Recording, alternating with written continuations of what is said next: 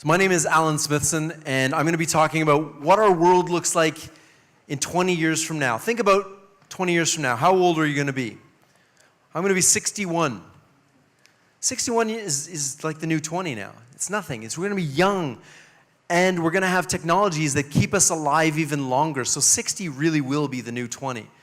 So imagine however old you are now, in 20 years from now, this is my predictions on what's going to happen. So things are going to get really weird in 2020, or in 2037. They're going to get really strange. They're not going to look like how they look today. They're going to be a little bit different. We're still going to have everything we have today, but it's going to be weird. And this is a video here that shows you how weird it might get. Can you put the sound up, please?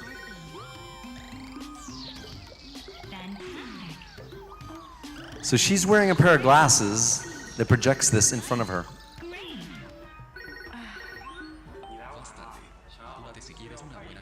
Voy lo más rápido que puedo. ¿Has pensado en correr? Es saludable y eficiente. Seguro que no hay más trabajos disponibles. Estudié para ser profesora y estoy haciendo mercados. Y además puedes quedarte con los puntos de fidelización. Eres una monje afortunada. Tienes que confiar en la aplicación. ¿Te sientes inspirada? Gracias. Chao.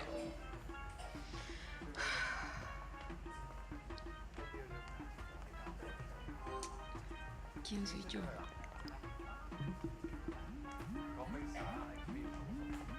No, eso no es lo que quiero decir. ¿Para dónde voy? No. Puedo volver a empezar.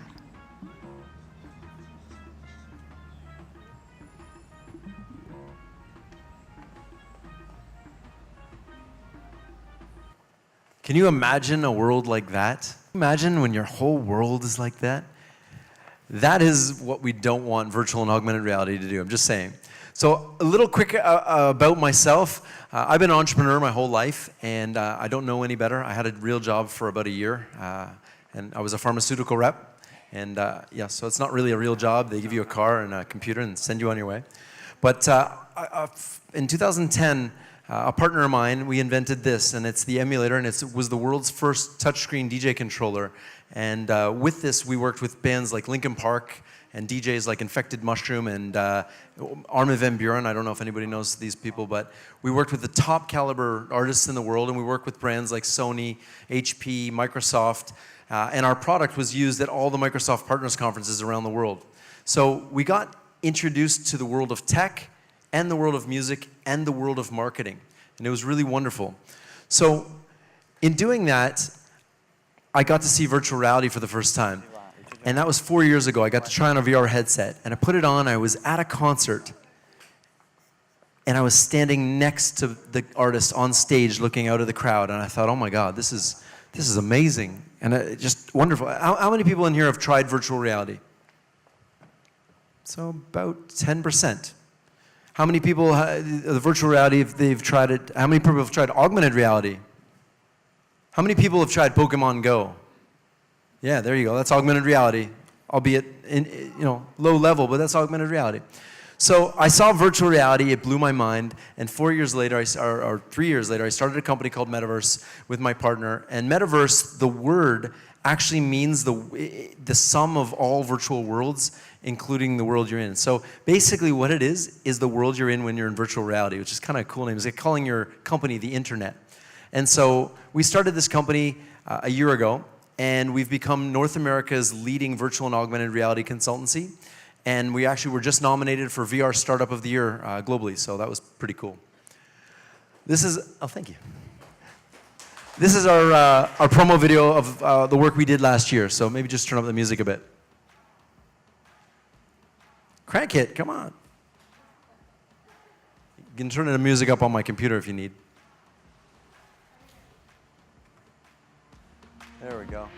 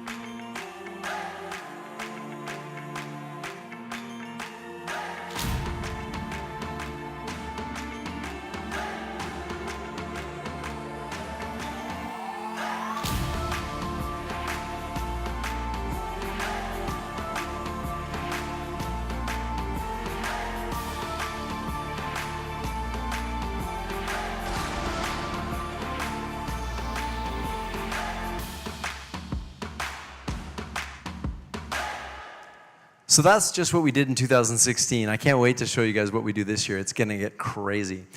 So in being an entrepreneur, I wanted my daughter to follow my footsteps. So I brought her to entrepreneur camp. I made her code. She learned how to code when she was about 9 years old, 8 years old. And from there, she actually invented sandals that leave a heart-shaped tan line on the top of your feet, called the Love Sandal. And so she came home one day, she said, Mom, your feet have an ugly sandal tan. Wouldn't it be better if it was a pretty heart? And so I helped her build her company. And what we did was we sat every single night and we went through the business plan, the marketing plan, the list of celebrities she would work with, the companies that she admired, the brand voice, the financial plan. It was amazing. And this little 9-year-old girl just kept eating it up. She just kept learning and learning and learning. And her first mentor with this was the president of Aldo. And one of her current mentors right now is the CEO of Birkenstocks. So mentorship is very important. And so she's got this company, it's lovesandal.com. But I just wanted to tell you this because in teaching her this, my wife and I kept a curriculum of everything we taught her. And our goal, our purpose now, is to take everything that we taught her and roll it out on scale and teach kids around the world how to act and think like entrepreneurs. Not necessarily become entrepreneurs, because they may want to be a musician, they may want to be an artist, they may want to be anything, they want to be a mathematician. But thinking and acting like an entrepreneur in a socially, economically, and environmentally sustainable way, that's our vision. And so what we want to do is we want to create an education platform. And it's going to be called the Unlimited Awesome Academy. And it's going to be a little different than school. It'll be gamified, first of all, and it'll teach you things like positivity, gratitude, deep breathing, mentorship, surrounding yourself with great people. But it will also teach you marketing, sales, financial planning, investing, key skills to living a successful life. Would you agree? Absolutely. So why don't we teach those in school? And the real driving force for this is because I lost everything with my last company, the emulator company. I brought on the wrong investor. He stole the company. Not only did I lose the company, but I had a loan attached to it with my house. So we lost our house, we lost our car, we lost everything. That was 2 years ago. And it was a blessing in disguise because we got into virtual reality right away. But I'll tell you, it sucked. And I don't want other kids or other people to have to go through that. So if they can learn from my mistakes and we can build a course on scale to do this, I'm all in. So I do have to make a quick caveat. I'm going to go through this presentation a lot faster than normal because we don't have too much time. But these are my predictions for the future. These do not reflect my company or my clients. So what's going to happen in the next 20 years across all of these different things? Retail, are we even going to leave our house to shop? Or are we just going to think about it and it appears in the mail?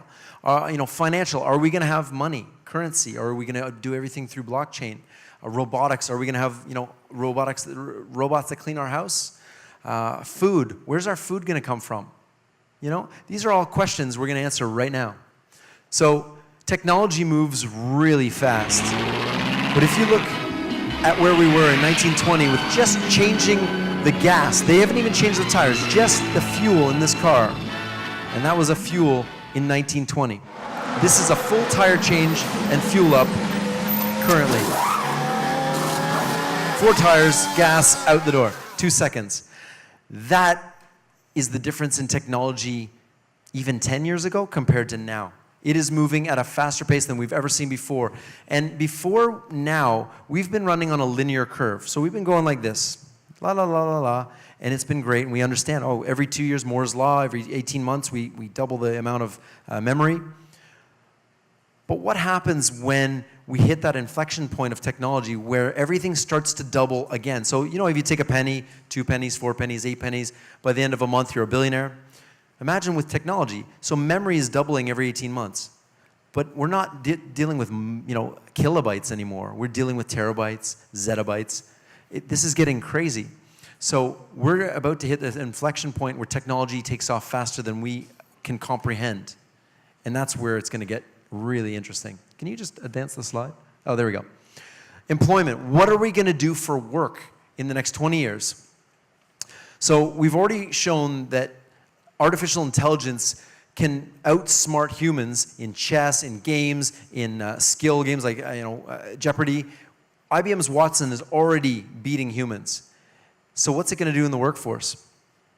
So I don't know, how many people are in here are accountants or in financial? Anybody an accountant? So imagine now, bookkeepers and accountants, that job is going to be replaced by AI algorithms because really, I don't know how many case files you can read in a day, maybe 10 if you're really hustling. IBM Watson can read 5 million case files a day. You can't beat that. And it's free. It's virtually, you don't have to pay it. And it goes to work every single day. So IBM Watson and H&R Block partnered up earlier this year to help their associates. But I guess in the next 5 years, it will replace the associates. So there's a few million jobs there. Coders. Everybody thinks, oh, I'll get into coding when there's no jobs left. Well, Microsoft's invented AI algorithms that know how to code. And it actually doesn't type code. What it does is it looks around the world for existing pieces of code and it puts it together. It's smart like that. Right now, it can do very little. It can maybe move a ball up and down. It can do very basic things. But the fact is, it can write itself. And so we're at that point where the computers are going to start to program themselves. So we're not going to need programmers. You just think, okay, I want to build this app. I punch it in. I want to build this app. Here's the description of it. And it'll build itself. Legal. Lawyers are going to be replaced. How many people are lawyers? Any lawyers? There's a couple for sure. They never put their hand up, though. I don't know. So legal firms. There's a firm in the States called Ross, and they've partnered again with IBM Watson, and they saved 350,000 man-hours by using artificial intelligence. That's a job going to be replaced. Not good lawyers. They'll always be around. They'll figure out a way to get out of it. How will we pay people? I think personally, in the next 20 years, we're going to have a revolution. We're going to have some sort of shift from taxing the individual to taxing the corporation. And individuals, instead of paying tax, will get a guaranteed basic income. Because when you eliminate mass quantities of jobs on scale, like millions of jobs, we're not talking a factory closing. We're talking every major building in a downtown core and every downtown core emptying out because there's no jobs because AI does it.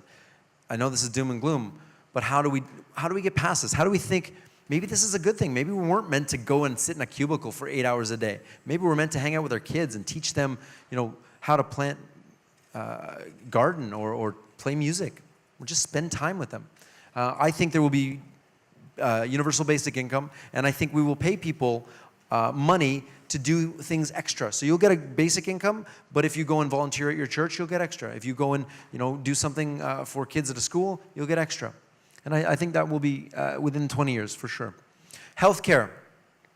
Healthcare is going to get weird. Oops, what's going on here? Stop. Okay. Personalized medicine is going to be a real thing. So right now, we go to the doctor says, oh, okay, what's wrong with you? And he prescribes you something. We're not going to go to doctors when we're sick. We're going to go to doctors, and they're going to take our genetic tests, and they're going to say, okay, well, here's your preconditions. Let's tailor a plan for you. Now, beyond that, so beyond just tailored medicine, personalized medicine, we're going to also be able to use technologies like CRISPR to replace genes. So let's say, for example, I have a gene, and they did a test, and they says, oh, you have a cancerous gene. Let's knock that gene right out before it even has a chance to express those proteins that cause cancer. So you replace the gene, now it produces proper proteins. This is possible now. So it's only going to get better in the next 20 years. Whoops. Something like the tricorder. Have you ever watched Star Trek, and they have this tricorder, they wave it down the body, and they can say, oh, this guy has a broken bone, and they press a button, and he's fixed. I don't know about the pressing the button and getting fixed, but they're going to have a tricorder. So what they've done is they've offered, does anybody know who this is?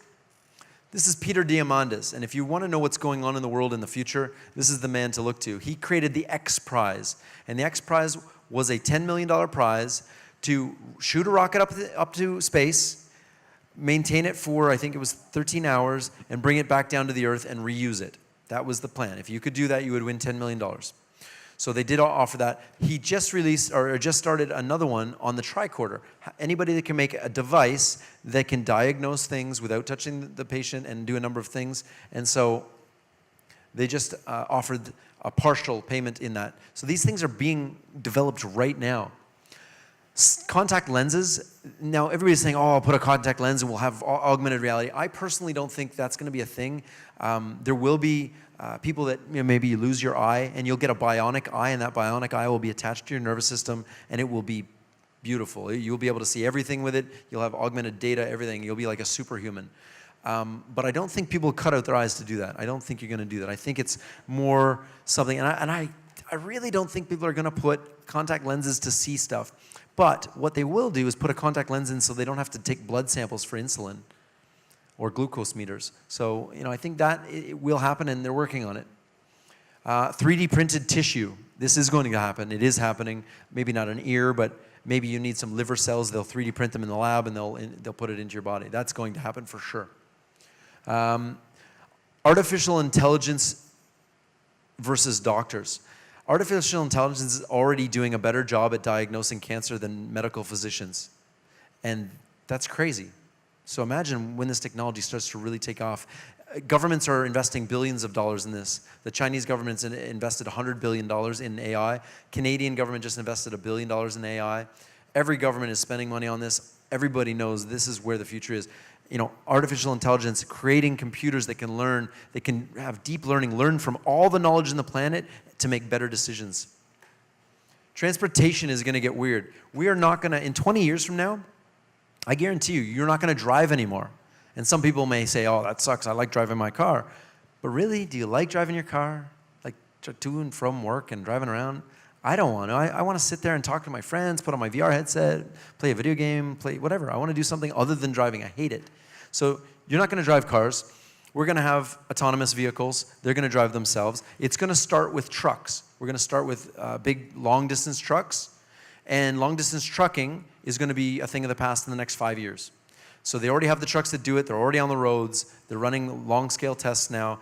They're proving to be safer. They use less fuel. And think about it. They don't have to pay a driver. Instead of driving 13 hours max, it can run 24/7. And they're going to be electric too. That trucks will be electric in the next 6 years. But they'll be autonomous in 5. And long-distance trucking, which is, I think it's something like 3% of the US population works in the trucking and driving. That's going to be gone. That job's gone. We won't own cars in 20 years. You'll use car sharing. You will just call a car and it will come for you. You won't own a car. It would be stupid to own a car. There'd be no reason for it. Flying cars are coming, thank goodness. Oh, I always wanted a flying car, and they're coming. So that is the e-hang. That's actually in Dubai, and they're doing taxi service now in drones. So they pick you up and fly around. It's not cheap, but it's Dubai, so they can afford it. Communication is going to be really amazing. We're going to have some really, really cool ways to communicate. One of the things is virtual and augmented reality. It's going to be a really big part of how we communicate. So in case you didn't know, virtual reality is basically putting on a headset and changing the world you're in. It's blocking out the entire world you're in and creating a new one. So if you look at that's a completely new world. Augmented reality is putting things into my world, but it's in the context of my world. And there's another one in between called mixed reality. And if you look at this slide here, you kind of get oops, not that one, this one. So virtual reality, different world, augmented reality, and then mixed reality, which is like the HoloLens and stuff. What that means is it's in context to the world I'm in. So I put something on here and it knows, don't just float here, stand on the stage, go on that floor, fly around, and it knows that there's something here. It knows that that's a speaker. Apple just released a thing called AR Kit. They released it to developers about a month ago. People are already making things that are going to blow your mind, and this will be available on every Apple device in September. Any iPhone 6 and above. By September, you'll be able to have this on your phone. You'll be able to look at something, and it'll stand on the floor. It'll stand on your table. It'll stand on your head, and you'll be able to do stuff with that. And people will be able to create really cool stuff with this very easily. And in the world, you'll be able to make something really cool, and you make your business cards explode or whatever. We did that a year ago, and it was really hard. Now it's really easy. So that's going to be a thing. We're going to, a quick plug. So this is our virtual reality photo booth. It's actually at the Taste of Danforth right now. And you go in, you get a picture taken, and then we Photoshop people, and you can see yourself in virtual reality. It's really awesome. Social gatherings, so getting together in virtual reality. So this is Facebook Spaces. Facebook bought Oculus for $3 billion, plus the $500 million lawsuit, so $3.5 billion. It's a lot of money to pay for a little startup. But that startup kicked off an entire industry.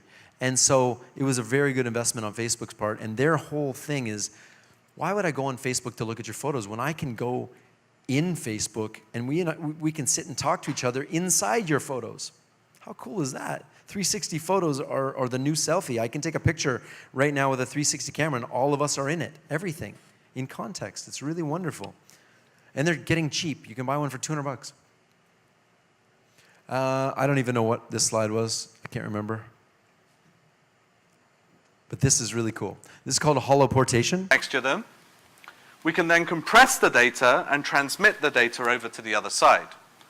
Over on the other side, a user wearing a HoloLens can see these remote participants live in their space as if they're co-present. And that's what we're This showing is the you footage picture in that he's picture. seeing. Now imagine using this type of capture technology to connect with family members who are thousands of miles away. And that's exactly what we're going to demonstrate to you right now. My daughter is stood in a similar capture rig somewhere else in our lab. And she's going to holoport into my space, and I'm going to interact with her wearing my HoloLens. Hi, Bob, I miss you. Hey, Lilia, I miss you too. You coming home? I'm coming home very soon. Let me get out of your way. Hey, Lilia, you can only hear me, you can't see me, but what are these toys? I have toys to show you. This one, his name is Elmo. So you get the point. We'll be able to have conversations with people as if they're standing in the room. And I have a different take on this. I think what we're going to have is an avatar of ourselves that we can be in virtual reality, we can be in holograms, but it'll be an avatar. It will be a game engine render of ourselves. And we'll be able to stand there and look at this. How many people know who Elon Musk is? Tesla, SpaceX. This guy's a genius. He just invested in a company that's doing neural lace, basically plugging your head into the computer. Yeah, connecting your brain directly to the computer. I told you it's going to get weird. He's no joke, this guy. He's going to make it happen. Education is going to fundamentally change because the school system, like we all know, is a little bit antiquated. It was designed for a different era. It was designed for industrial revolution or industrial creation. We're now in a information age, and we don't need to be taught what happened in 1930. We can find that out on YouTube. I can learn anything on YouTube. You know, sites like Udemy and, you know, pretty much all the university courses are available online for free now. So education is changing. We need to get, you know, Wi-Fi to the rest of the world, and then people get smartphones and they'll start to learn. I'm really excited about virtual reality education. This is Google Expeditions, and basically they bring in Google Cardboards to a classroom, and they let the kids go on different journeys. They can go underwater, they can go see the lost temples, and so they've created, you know, a very basic education platform to teach kids about different things. But I think there's more to this. I think we can really use virtual and augmented reality, and we can use AI to really hone in on how people learn and teach them in the exact way that works for them. And that's really exciting. So, you know, virtual reality, we can have a bunch of people sitting like this. Another thing is industrial training is a big one. So this is a crane training simulator. And how cool is this? It just sits on your table and you can learn how to drive a crane.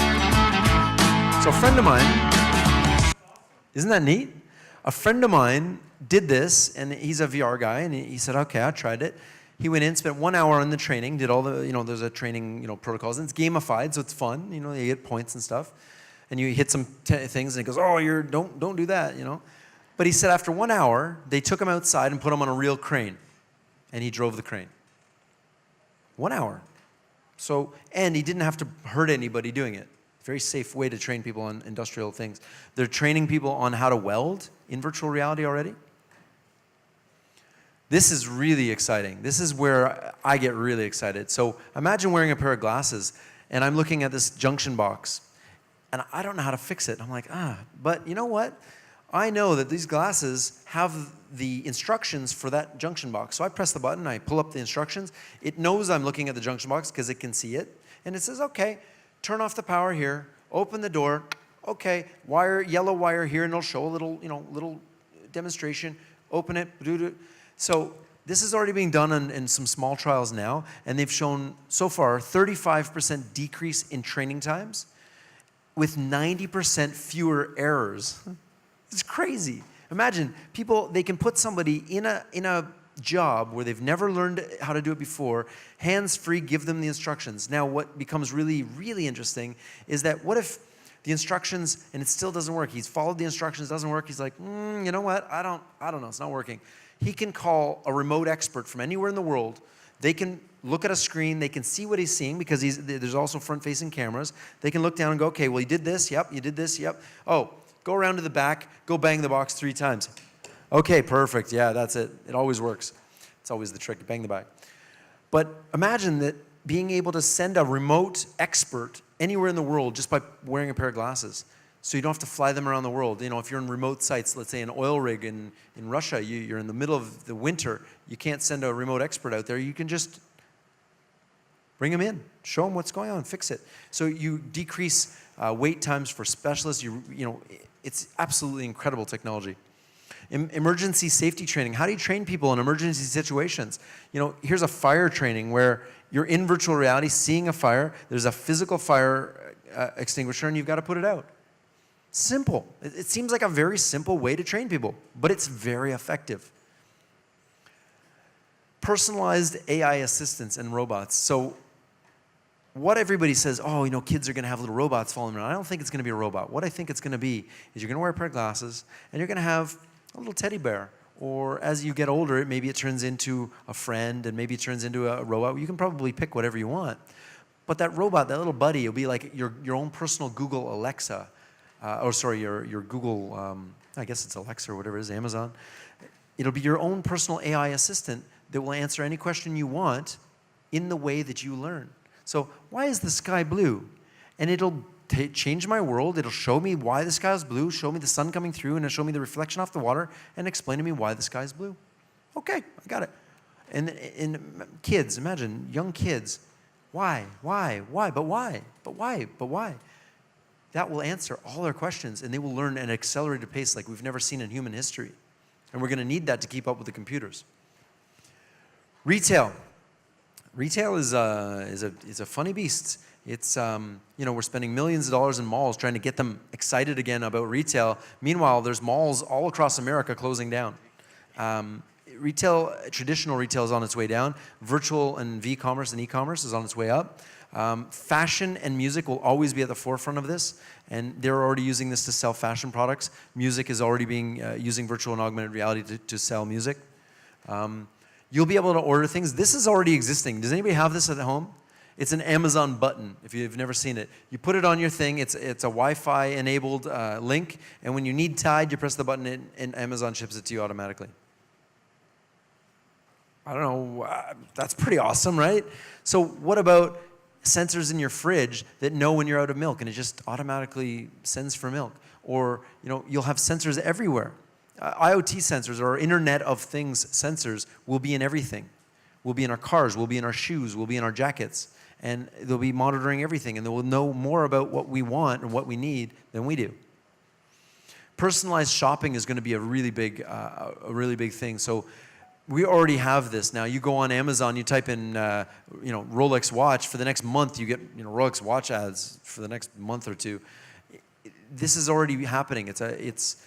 Personalized shopping is going to get laser focused, and they're going to start using your location a lot more as well to tell you where you are, or to help better serve this to you. Alibaba, one of my predictions for the next 20 years is that instead of going to mass big box stores like Walmarts and stuff like that, I think what we're going to have is actually a revert back to smaller, more boutique stores. They just won't be stores. They'll be online. And we're already seeing that with Alibaba. Alibaba made a platform so people could sell anything to anybody. And they did. To make it easy to do business anywhere is the thing, but they really made a platform to sell anything to anybody. And that will continue. Personalized makeup. So I don't know if you've seen this. This is really cool. It's a magic mirror. You look into it and you can add makeup to your face. And there's a company out of Toronto called Metavrse that's doing this as well. And they're really, really doing an amazing job. The financial markets are going to change dramatically. In the next 20 years, a lot's going to happen. We're going to move to cryptocurrencies. How many people are familiar with cryptocurrencies? Yes, one or two. So cryptocurrencies are basically currencies that are based on a blockchain. And what that means is every single computer is connected on the blockchain, and every single computer has its own, every single user has its own ledger. So let's say, for example, I want to transfer some money to you. I give you $20 over the blockchain. Now, everybody here has to agree that I gave you $20. If one person doesn't agree, and it's not personalized, no, I don't agree with that. No, it's a computer algorithm. I send it to you. Everything in the system updates and goes, okay, I sent you the money. Everybody agrees, and everybody has a copy of that record. Everybody. It's a distributed ledger. So we take a ledger from a company, and imagine distributing every ledger. So every single person's ledger, or every transfer is distributed amongst the whole blockchain. So you can't cheat, you can't lie and steal, but it's also anonymous. So governments are going to have a real hard time with this. The blockchain can also be used to transfer data, wills, deeds to a house. I'm working with a company right now called Lampix, and they just did an ICO, an initial coin offering, which is pretty much an IPO for something that the world can work together to create. And what their plan is to take photos on scale and map the entire world and sell that data back to Apple and Google. And so they made a coin. So every time you take a picture, you get paid for it. So they're rewarding people to do this. So they've created that, and I'm an advisor on that company. It's called Lampix. I think cryptocurrencies are going to take over, and I mean, this is a little bit, maybe not in 20 years, but maybe in 30 years. I think we're going to see a complete breakdown of global economies. And I think we're not going to have individual economies like Canada and US and Russia and China. I think what we're going to see is a globalized economy. I think that's really, we're going to see a globalized economy, and I think we're going to see the demise of cash. Everything will go to electronic and blockchain. So we're not going to have cash anymore, so spend it. Or invest it in blockchain. Robots. Robots are getting weird. This one is really cool. Can you just hit play on that? This is the one. So we're going to have robots to do stuff for us. This one is awesome. It cooks dinner for you.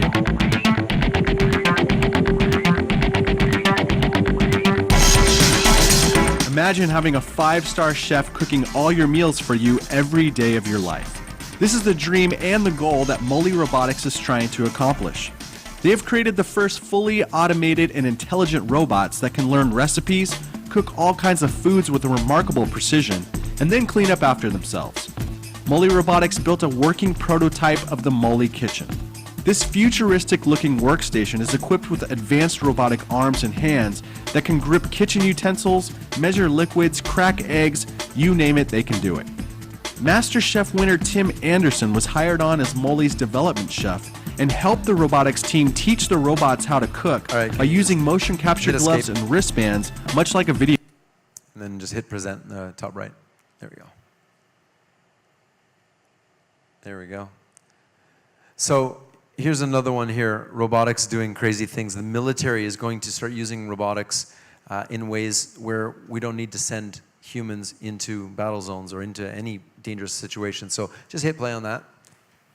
I don't know why this didn't automatically start, but skip to about halfway through. Yeah, that's good there. So he looks drunk, but think about that thing probably weighs 600-700 pounds. Over uneven terrain. We're still early days. We're talking 20 years out. Don't forget, 20 years out. This is existing now. So imagine 20 years out what it's going to be able to do. We're going to need people in warehouses? Probably not.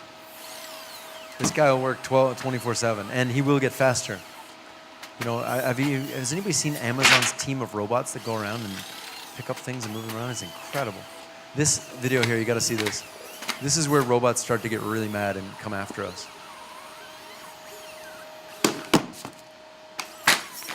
I don't know why he's doing this to this poor robot.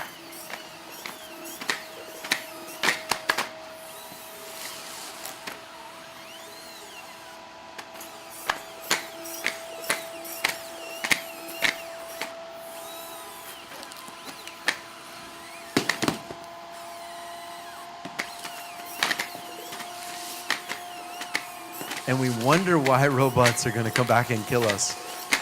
Like, seriously, what is this guy doing taunting this poor thing? Anyway, this is the real one. What is he doing? Why? This is like a $10 billion robot. Anyway, it stands up by itself. Can we move to the next slide? There we go. Can I move to the next slide, maybe? No? Weird. Sorry about that. Okay, I think these robots are still going to exist in 20 years, though. Robot vacuums are awesome. Energy. The world of energy is going to change. We are going to move away from coal, despite the current US administration's resurgence of coal. I don't understand it. We're going to move towards renewable energies. Solar is going to get more effective. We're going to figure out fusion. We're going to figure out different ways to power everything we need, and we'll have unlimited energy within the next 20 years, for sure. That will enable things like nanocomputers and nanotechnology, and it will also enable quantum computing. And if you're not familiar with quantum computing, basically computers use ones and zeros. They use a gate, 1 or 0. It's either on or off. Now, quantum computing does on and off in every direction. So imagine a three-dimensional version of that. So you're basically creating an exponential amount of computing power.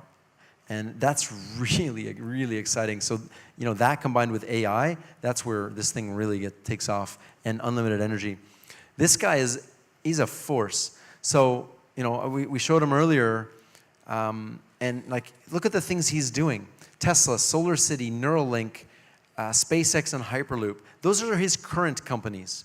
That's not including PayPal that he was part of, you know, only that thing.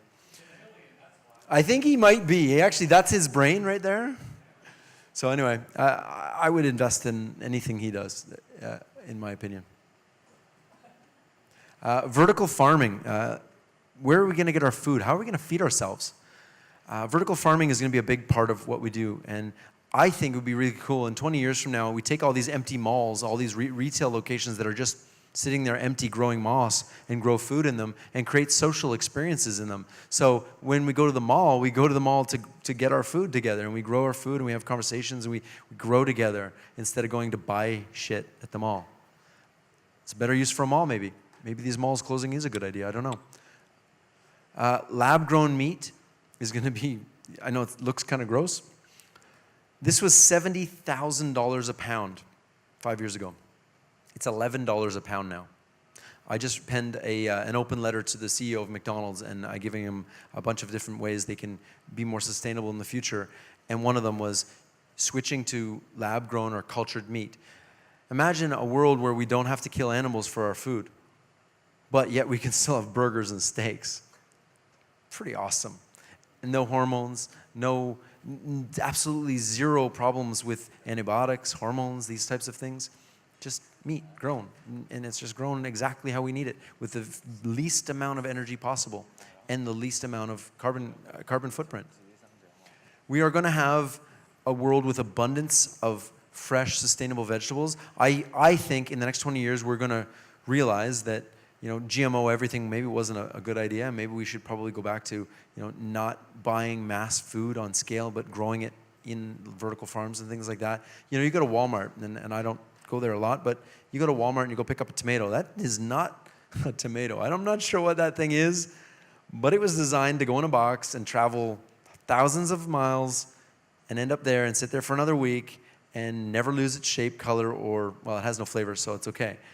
But we've created food that really isn't the food that we grew up with, and we got to go back to what we all grew up with, because that's got to go back to normal. We have to. 3D printed food is a real thing. This is a machine you can buy, and it prints food. You can print little cheese balls, you can print things like that, you can print cakes, you can print chocolates. 3D printed food is going to be a thing, and I really think it would be really awesome if we had like Star Trek, where you go, hey, bring me up a steak dinner and it prints your steak dinner and you take it out and you go have dinner. It'd be awesome. All of this to say that no matter what technology brings and no matter where this goes in the next 20 years, it all comes back to the fundamentals of education and how we train our kids. And so it all comes back to this. And I really want to thank you so much for taking the time to come tonight. And I want to thank Grace and Chester and everybody for welcoming here today. And don't forget to have fun. So thank you very much, guys.